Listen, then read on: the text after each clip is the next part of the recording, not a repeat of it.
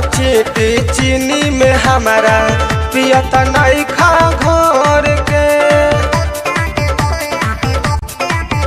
अरे लागत चीटी जवानी में हमारा पियत नहीं खा घोर के। रोज खाता रसैया रोटी सौतनिया के दूध में बोर के। रोज खाता रसैया रोटी सौतनिया के दूध में बोर के। रह जाता उपास चूल्हा हमारो 1 करोड़ के। रह जाता उपास चूल्हा हमारो 1 करोड़ के। रोज खाता रसैया रोटी सौतनिया के दूध में बोर के। रोज खाता रसैया रोटी सौतनिया के दूध में बोर के।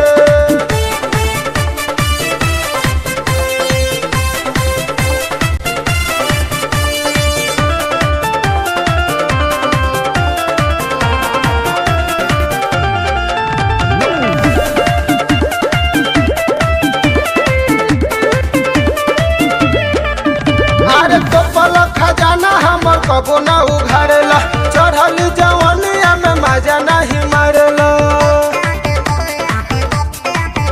अरे तो पल खजाना हमर कबो ना उघारेला चढ़ल जवानिया में मजा नहीं मारेला। कहिया ले बर्दास करी सुन राजा कप झंडा गरी।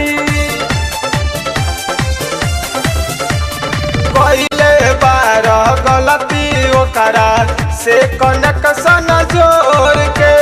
कोइले बार गलती ओकरा से कनेक्शन जोड़ के। रोज खाता रसैया रोटी सौतनिया के दूध में बोर के। रोज खाता रसैया रोटी सौतनिया के दूध में बोर के।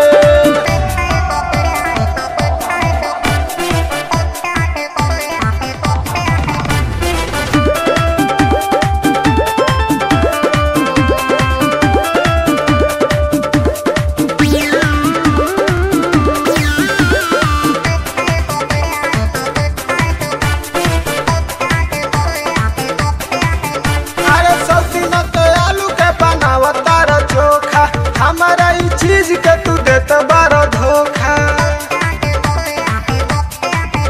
अरे सौतीन के आलू के बनावता रो चोखा। हमारा ई चीज के तू देत बारो धोखा।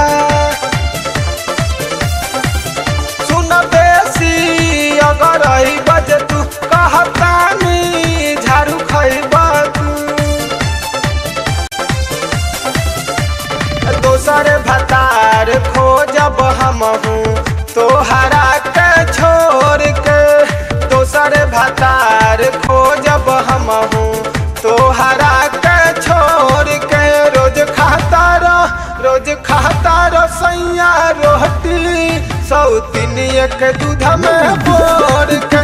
रोज खाता रसैया रोटी सौतनिया के दूध में बोर के।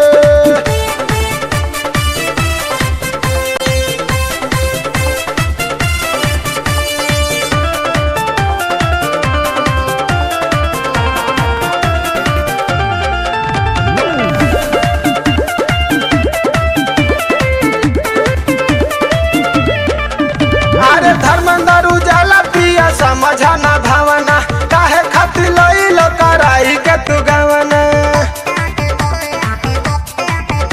अरे धर्मेंद्र उजाला पिया समझना भावना काहे खातिर लइल कराई के तू गवना। पोरे पोरे भर रसवानु हो के बुझाई मोर पिया सवानु हो। धीरज धमाल देवरवा ना तो रख दी माटी कोड़ के। धीरज धमाल देवरवा ना तो रख दी माटी कोड़ के। रोज खाता रसैया रोटी सौतनिया के दूध में बोर के। रोज रोज खाता रसैया रोटी सौतिनिया के दूध में बोर के रह जाता उपास चूल्हा हमरो 1 करोड़ के रह जाता उपास चूल्हा हमरो 1 करोड़ के रोज खाता रसैया रोटी सौतिनिया के दूध में